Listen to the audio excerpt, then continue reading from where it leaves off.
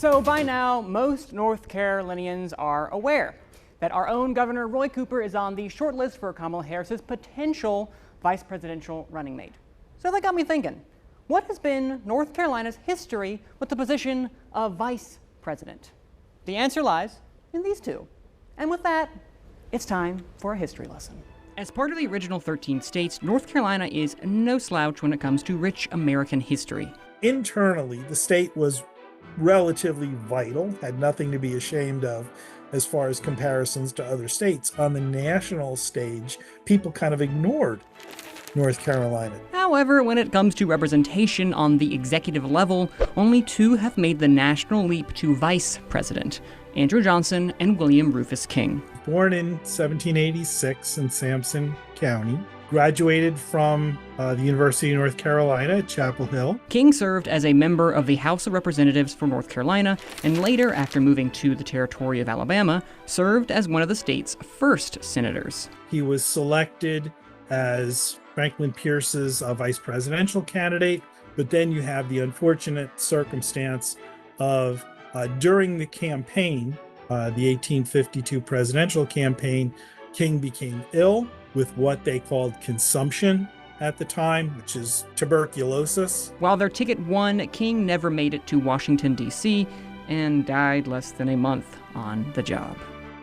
However, Johnson, in many ways, is a more interesting character. The future 17th president of the United States has roots in NC. He was born in Raleigh in 1808, so right around the same time that Lincoln was born in Kentucky. Both of them were born into poverty.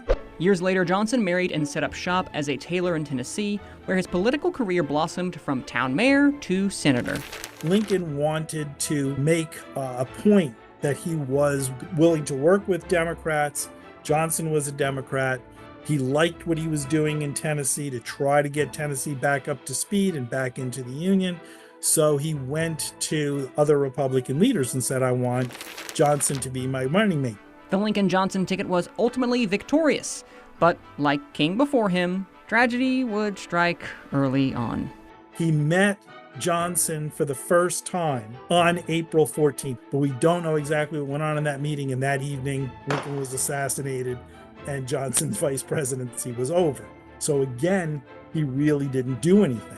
If you do the math, these North Carolina men served roughly 3 months as vice president. But hey, it's something. That is your quick North Carolina history lesson. Wow. Thank you, I Professor hope you learned Manning. something. Listen, one day, later in the future. A lot.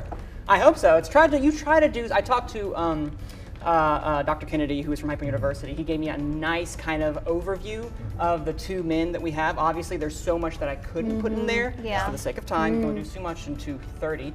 But just to know that these two men were vice presidents. We have 3 people who were presidents, such as Andrew Johnson, as I mentioned. But just to focus on vice president, because we all know that's on the top of our minds in North Yeah. Carolina. So how much did you know prior to all of this great research I you knew did? about Andrew Johnson just Okay. because he was the vice president of Abraham Lincoln during that time. So he became the president right after Lincoln's assassination. I didn't know about Rufus King. No idea. The fact, and poor guy died in a month in office. Yeah. So he didn't even make it to D.C. Well, you and I were talking about this earlier, but no president from North Carolina. One was from here, but Labor represented Tennessee. Yeah, and that's interesting too, because it's like originally they were born in there, but they don't represent, because Andrew Johnson represented Tennessee. It's a whole bunch of messed stuff. So I'm not going to talk about that today.